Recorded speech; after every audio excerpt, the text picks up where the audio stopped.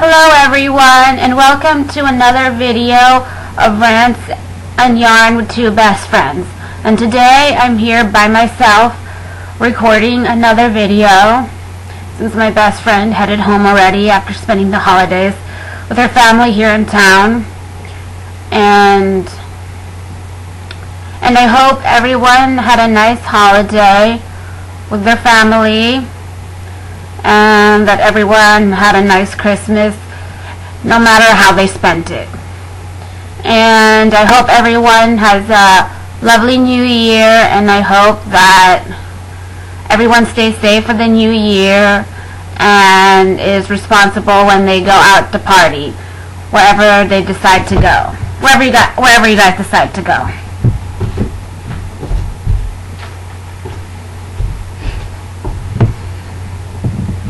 As for me, I'm just gonna have a quiet new year here with my husband. We'll go out to dinner, go out and have some drinks, and then come back and ring in the new year with the rest of the family. And then New Year's Day, go see a movie, go exercise, go walking, and, just enjoy the day.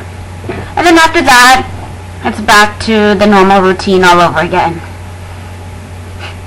And that will conclude all holiday celebrations.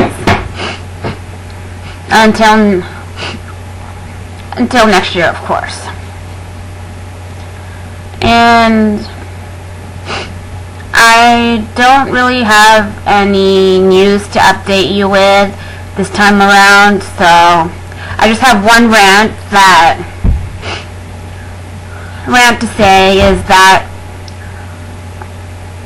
cars and bikers or pedestrians of any sort, they all need to pay the same respect to the traffic laws regardless, of whose turn it is to cross the street and whose turn it is to go and turn when it comes to stoplights. In my instance, it was my turn to turn, but then the biker was just barely got to the crosswalk and said, "No, I'm gonna get in front of the car and go because I'm a biker, pedestrian, and I have the right of way, number one." And that's not right. If the car's already turning like I was, you have to stop, let the car turn, and then you can go. And the car who's going to go straight will wait for you to cross the street. But this biker made me stop so she could cross, and she didn't even cross on the crosswalk. She was going on the side of the street where there's a bike lane for a little while, so I was for an inch or two, and I was like, okay, she's not on the crosswalk, so I can go. And the moment I passed the line of the crosswalk, she stopped me again, and then she decided she wanted to go right in front of me and turn and cross the street. And I'm like, excuse me, you can get hurt asserting your right of way if you think that you're right. And if you want to cross the street, just cross it right then and there, when I'm stopped waiting for you, not trying to figure things out, excuse me. Because that can cause a major accident, and of course I'd be at fault regardless. Because the person driving the car is always, 90% of the time, always at fault. And, so yeah, I just say watch out for pedestrians. If you see them, let them cross, because some of them are just going to be terrible and want to assert their way anyway. Some people will be nice. Depends.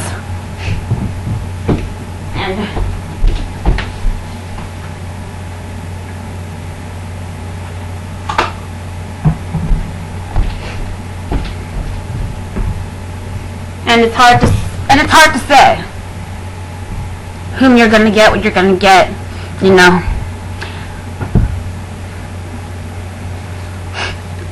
So, yeah.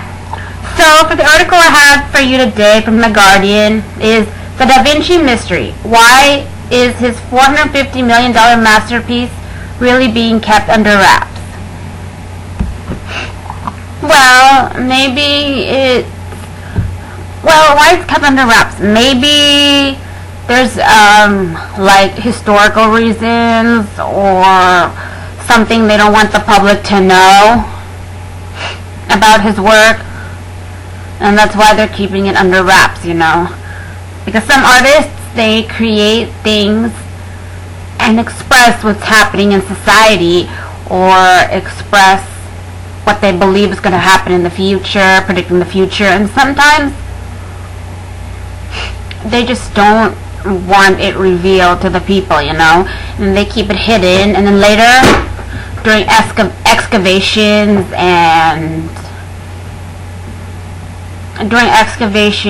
and historians going and doing research, in this case maybe in Italy, seeing what they can find of the hidden past, and they come across these things, and then, you know, they try to come up with speculations and reasons as to why this was hidden and never brought to light.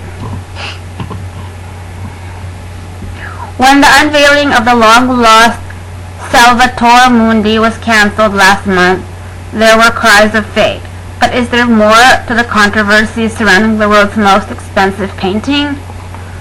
Well, maybe it was due to it being expensive, yes.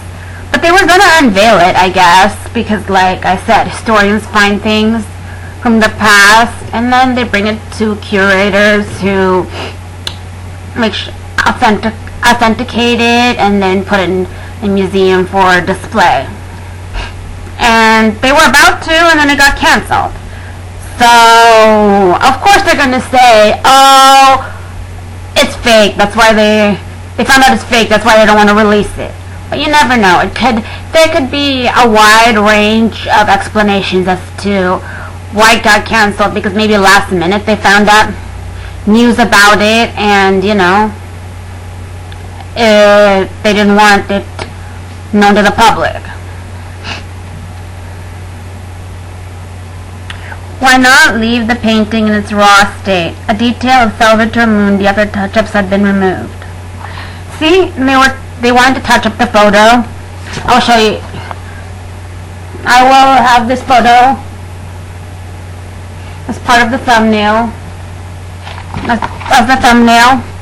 And you can see closer when you click on the link of the article. You can see it closer up, and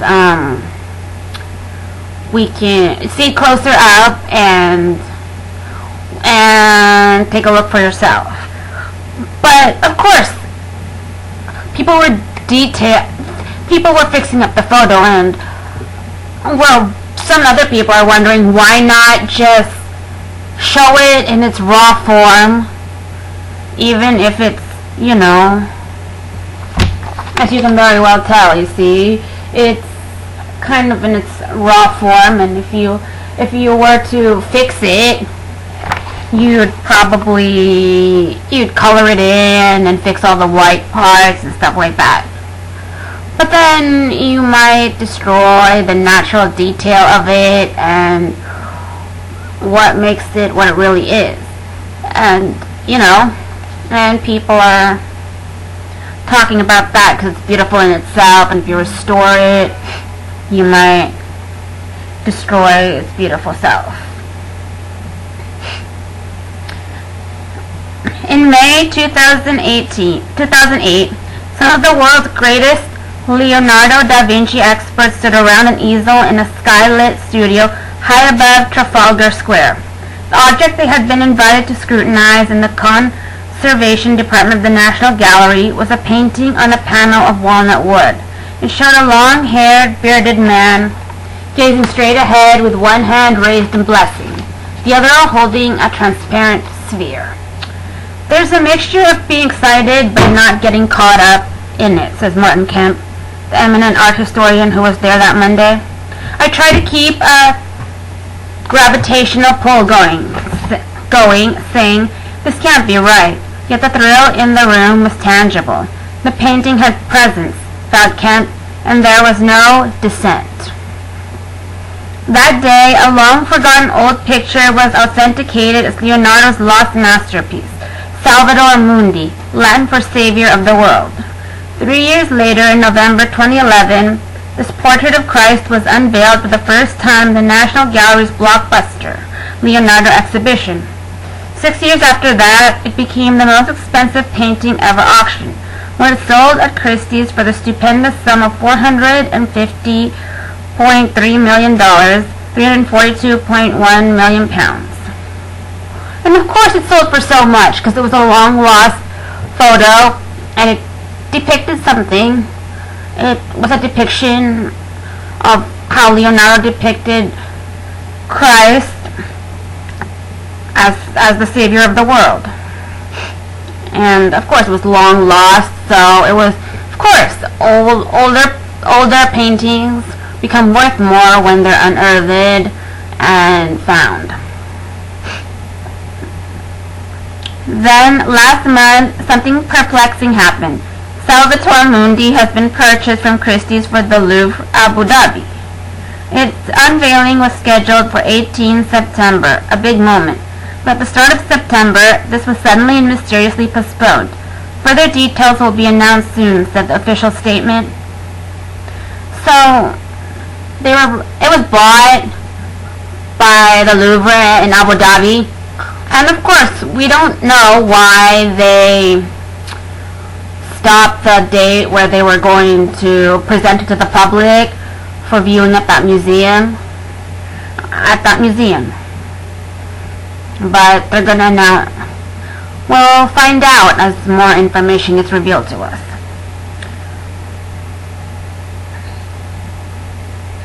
There has been no further announcement, and my inquiries were met by just a resending of the statement. Kemp admits he's in the dark, but insists it isn't a matter of cold feet. That's how it looks, though. Yeah, people say, oh, we had cold feet about showing this portrait because we don't know how people are going to react to it and stuff like that, you know? But it seems like there's more to it than just that. There has been no further... Even as the auctioneer's hammer went down, a chorus of skepticism was creating uncertainty around Salvator Mundi. Have these experts at the National Gallery been taken for a ride? One insider summed up the situation to me bluntly. It's not very good. Stories have emerged that complicate its provenance of history. Matthew Landris, an Oxford academic, has even gone public with the claim that far from being a Leonardo, this work was largely done by his third-rate imitator, Bernardino Luni. Okay, so now we come to see that there is debate on its authenticity and if it was really done by Leonardo. Because now they're saying that it's a third-rate imitator. It was done by third-rate imitator Bernardino Luni, who used to imitate works of Leonardo da Vinci. So now they're making claims. Oh, it's not really Leonardo da Vinci's. So that's where the skepticism comes in. And of course, when people are saying, oh, it's not really from him, they don't want to put it up and then say it's from him. Until they find definitive sources saying so. But if the Louvre Abu Dhabi really has got doubts about Salvator Mundi, they'll most likely be about its condition. For there really is a problem with this painting, and it's there for anyone to see. The Louvre, both its new outpost and its home in Paris, which has the most sophisticated conservation technology on Earth, has not yet spotted the issue. All its curators need to do is check out Instagram posts that materialized just after the painting sale last year. Of course,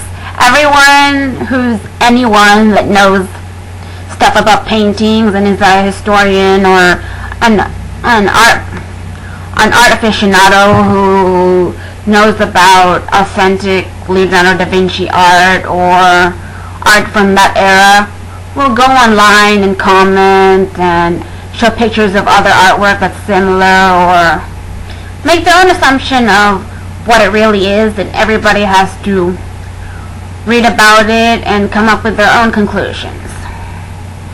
But if you're an expert in that type of art, in the Renaissance art and what he did, then you're much more believed. If there's so many people talking about it, then you have to sort through it. Thomas Campbell, former director of New York's Metropolitan Museum, wrote, $450 million. Hope the buyer understands conservation issues. The accompanying picture shows Salvator Mundi in the middle of its restoration. All the previous repaints have been cleaned off to reveal an image with streaky gaps, including a sizable few running from top to bottom.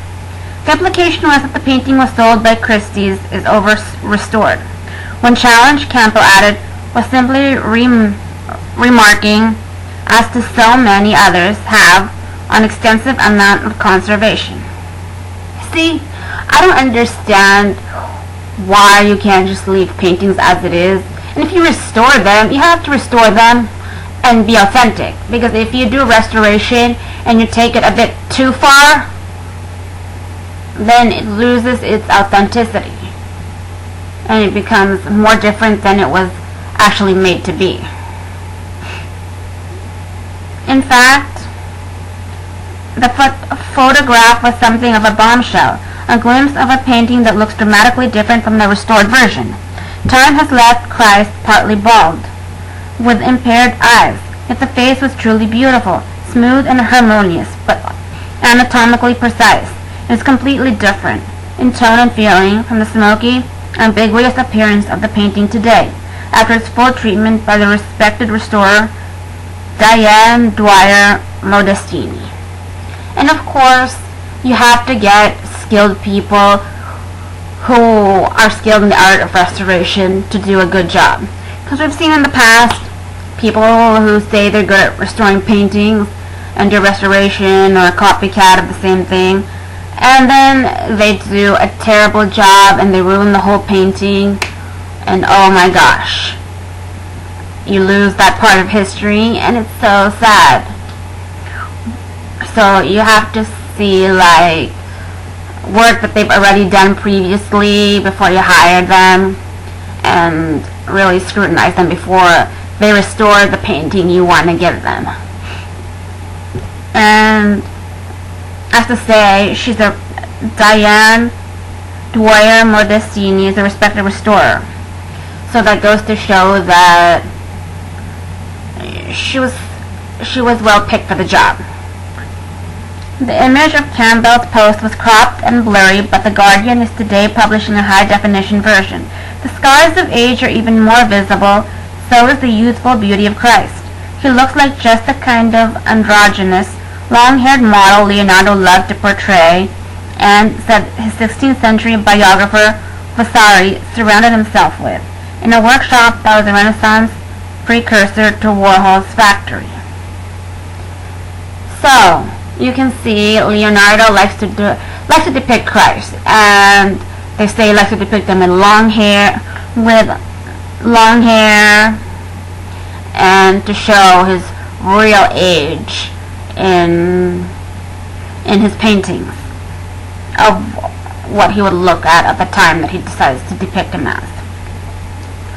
And he does make beautiful pictures of Christ in his youthful beauty. It was Martin Clayton, curator of Leonardo's drawing at the Royal Library in Windsor Castle, who suggested I check out Campbell's post and drew my attention to startling differences between the painting after it was cleaned and its appearance now. Photographs seemed to show that, before it was touched up, it was all Leonardo, he says.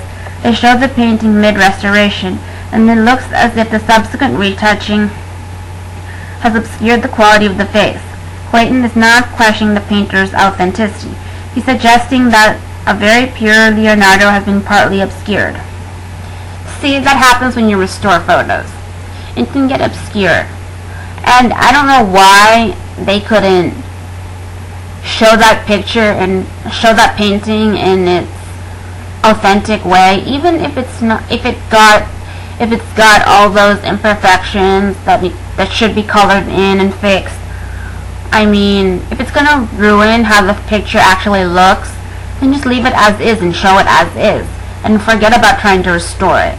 Then just have someone paint a replica of it and try to show what it would look like, and it would have looked like in its original form before it got damaged and needed to be restored. Then you can just have that side by side and people can see, oh, so this is what it would have looked like back in its original state, and now here's what it looks like in its original state but in the need of restoration. And then the replica is what it would look like, what it would have looked like fully restored and in its original state after Leonardo had finished creating it. Because now you lose its authenticity when you try to restore it and you don't do it justice. It's really hard. And the people who do restorations really have it hard, because they get criticized if it doesn't look the way it was when the painter actually created it. And you can't always make it exact 100%, which is sad to say, but it's just hard. I took the troubling theory to Robert Simon, the man who discovered Salvator Mundi along with 2 business partners. They bought this apparently insignificant picture at a Louisiana auction in 2005. Simon is passionate about Leonardo, and when he started to think this was something more than a bad copy, set about carefully researching its provenance, while bringing in Modestini to restore it. See, I mean, photos, people don't know about the history of photos and paintings and sculptures and stuff like that, so when people find things, they're like, wow, I can make money off of it, so they just sell it, and it goes from place to place. And this one ended up in a Louisiana auction, and nobody thought much of it, and then people who really care, who bought it, researched it, and they're like, wow, I found this most authentic Leonardo depiction of Christ, Savior of the world, and it's like, wow, you know. Then you really go to people who can tell you, who can really determine the background, the history of the painting. And well, of course, if it goes back to say that it's Leonardo's and stuff like that, you'll make more money reselling it if it's like really authentic. Because if it's just a duplicate and people making paintings you're selling, yeah, you're not going to make that much money off of it. The most important decision was not to treat this as a simple commercial decision, he says. Instead, the work was carried out in accordance to a very slow, prepared, and not rushed plan. So here's a picture of the time-worn beauty, full view, cleaned up painting. So here's when it was cleaned up, and I will have those photos side by side for you at the end of the video, and also you can check it out in the link of the article. So here you have the fully restored version, and here we have the unrestored version.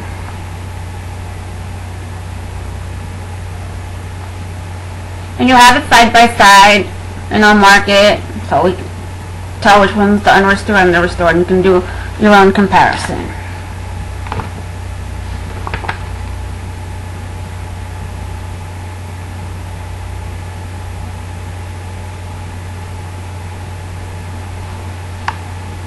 Well, I mean, I think these are both after touch-up. Oh, after the touch-up has been removed, they just cleaned up the painting. But I think these are both. This is one of a closer-up picture, and this one's a closer-up picture. But I think they just cleaned up the photo. I'm not sure how much retouching they actually did, but in my opinion, this looks like it's in its original, sort of, kind of in its original state, sort of. I don't know. But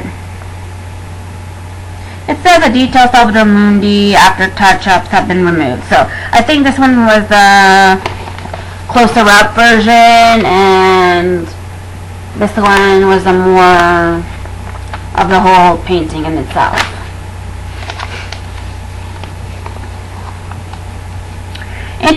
So I'm not sure if restored and unrestored. So I think it was just the painting was just cleaned up a bit, and it's just a bigger blown up one and more of original size one.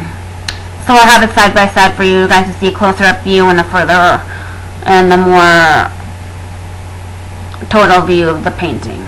So sorry about that inaccuracy right there. Cleared it up. It paid off when they showed the partly retouched painting to Nicholas Penny, who was then about to take over as director of the National Gallery in London. He got it, he said. I think you have an interesting problem. How do you approach something that seems almost impossible? So yeah, those were two of the same thing. It was just touched up paintings. It was just touched up. It was just cleaned up painting, but not really retouched yet. Penny was right. The discovery of a previously unknown painting by Leonardo does seem almost impossible. Only about 20 paintings by him survived. Others are known to have been lost or destroyed, but it was never prolific. Those few existing paintings have been treasured, making the reappearance of a forgotten one even less likely. So it's hard to find authentic photos of the paintings of the past from different artists, because they get lost in various natural disasters, or just over time they get lost, you know. Penny's solution was to bring the painting to the National Gallery and set up that expert viewing. Then it was shown for the first time in the uniquely authoritative setting of the gallery's Leonardo exhibition. In 2013, just a year after the exhibition finished, Simon's partner sold Salvador Mundi through Sotheby's, a middleman, for a Russian art collector who had sold it for the record-breaking price. Yet, even before it reached the National Gallery, the painting had been worked on. Simon confirms that it was partially in-painted before being shown to experts, including Penny. Why didn't he leave the painting in its raw yet beautiful state after it was stripped down? Wasn't that an incredible object in itself? And yeah, when you're showing it for experts to see, you should leave it in its raw content, the way you found it, before restoring it, if you want to restore it. Because the experts need to see it for what it is and make their judgment.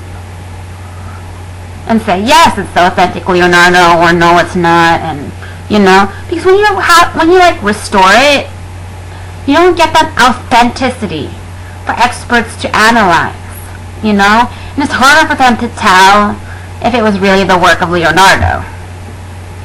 The painting was powerful as it was without further treatment, he says.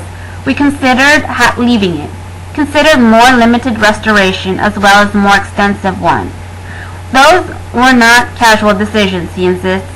Part of our final decision was made with the understanding that to leave the painting raw would inevitably cause viewers to focus on the losses and not what survived. Yeah, they think people are going to be like, oh, the loss of the painting, and we don't know what it originally looked like. But I mean, people have to think, like, wow, this is an authentic Leonardo da Vinci piece. Authentic Leonardo da Vinci piece. And it needs to be shown that way. Yes, you can restore it and make a duplicate, you know. And focus on, and not focus on the loss, just focus on the fact that it's an authentic Leonardo piece, and wow, it's awesome that someone found it. In the end, we decided to do what we felt was best for the picture. That might sound false or corny, but it was out of a profound respect for the painting itself that we felt that bringing it back to life as much as possible was the right way to go. Okay, restore it if you think that's what's best. Because all the professionals, I let them, let them decide what is best. But when you're presenting it for the first time to experts, leave it as is and then later restore it, Simon absolutely rejects the possibility of any falsehood being introduced. I found Campbell's comments both ill-informed and offensive, he says. As for the repainting, he regards that as a loaded term. In-painting is the right way to describe what has occurred here. Retouching restricted to areas of loss. In the restoration, no original paint was covered. Excessive restoration. How the work looked at auction when it became the world's most expensive painting. So, I'll be linking this side by side with the other photos, and you can see there's no more white marks here, and it's fully restored, for it to be sold and put in the museum. And if everybody knows, it was Leonardo da Vinci's painting, And as you very well saw, it kind of takes away from before it was restored, and in my opinion, the face doesn't exactly look exactly the same, but you can't do perfect 100% restoration in my opinion. The last claim doesn't seem right, however. When it comes to the hand of Christ raising and blessing, when the painting was cleaned, it turned out Christ had two right thumbs.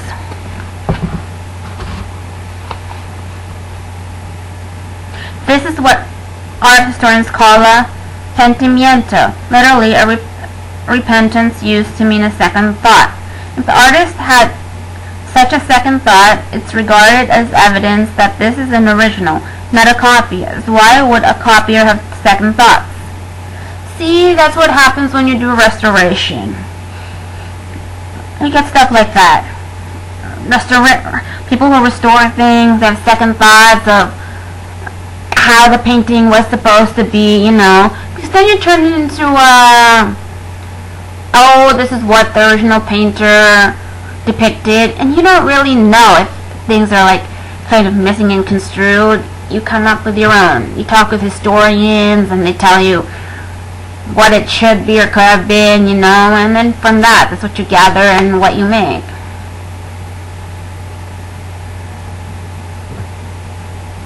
This explains why the thumb was left with its pentimiento when it was shown to those experts, even though some in paintings had been done. However, by the time of its public unveiling in 2011, Christ's hand had just a single thumb. Both thumbs, says Kemp, of the painting's raw state are rather better than the one painted by Diane. So, a crucial piece of evidence that Leonardo painted Salvator Mundi also suggests that its restoration has been excessive and muffled its power. There you go. The restoration went too far. Ironically, this seems to make the work both an original and, in my view, a kind of kitsch concoction. Kant has further point to make. One of the rules of all public museums, he says, is that you don't exhibit something that's on the market. The National Gallery received an assurance that it was not. But if it's owned by 3 dealers, that doesn't make a great deal of sense. You can see it already went into 3 hands. Was sold from 1 hand. It was sold to 3 hands already. And it's kind of awkward, yeah. Perhaps it was institutional embarrassment about the decision to work with a group of art dealers to authenticate a Leonardo that explains why no expert at the National Gallery, nor those involved with it who have since left, would be interviewed. Perhaps not. See, nobody wants to comment about it anymore. An official statement said, the National Gallery makes careful consideration before including any pictures that is in private hands in an exhibition. It weighs up the advantage in including it. The benefits of the public in seeing the work. The advantage to the argument and scholarship of the exhibition as a whole. On that occasion, we felt that it would be of great interest to include Salvator Mundi and Leonardo da Vinci. painter of the court of Milan as a new discovery, and as it was an important opportunity to test a new attribution by direct comparison with works universally accepted as Leonardo's. It was indeed a haunting thing to see. Was I looking at something that was a work of genius or smoky imitation of Leonardo's style? The turns his brilliance to mush. Surely it would have been more true to the greatest artist who ever lived to let his time-worn masterpiece speak directly to us. The Louvre Abu Dhabi taking a closer look at what it has, I think it should. Living with Leonardo, 50 Years of Sanity and Insanity of the Art World by Martin Kemp is published by Thames and Hudson. And in my view, they should have just left it in its original state, unrestored, and shown it in the museum for everyone to see. Everybody would have been on it. Than trying to restore it and then not giving the painting justice. And keeping it authentic and saying, oh, it's an authentic of Leonardo. Wow. You know?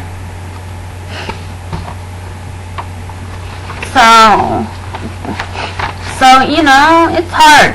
Restorers have a hard job when it comes to these kinds of things. But in my opinion, some paintings, they just need to be kept in its original state and shown that way. For people to come up with their own ideas of authenticity. And if historians and historical painters and historians claim that it's the true Leonardo painting, maybe in the beginning they had doubts, so it just kept going from one hand to one hand. When it came to the third person, they were like, they researched it and said it was the real one. That's why they kept it for the museum. But in my opinion, they should have just, you know, kept it in its form, shown it in the museum, and just allowed scrutiny to happen, because that's what happens in all things. It gets scrutinized, and as to everything, whether it's authentic or not. And if it's believed by a lot of historians to be accurate, Leonardo da Vinci, then fine. Some people say that it's a replica and some other Leonardo painter who paints Leonardo art painted it, then so be it. But it's a part of history nonetheless, and I think restoring it changed it, and keeping it the way it was would have been better. Anyway, this concludes my video for the for this Sunday, and I hope everyone has a nice rest of their weekend. And you can check out my social media down below, and check out my Instagram and all the sites that I have stuff for sale on, and maybe you can find something there to buy that you would like. I have lots of nice things for sale. So check it out, and subscribe, comment, like, and I will see you in the next video. I'm out.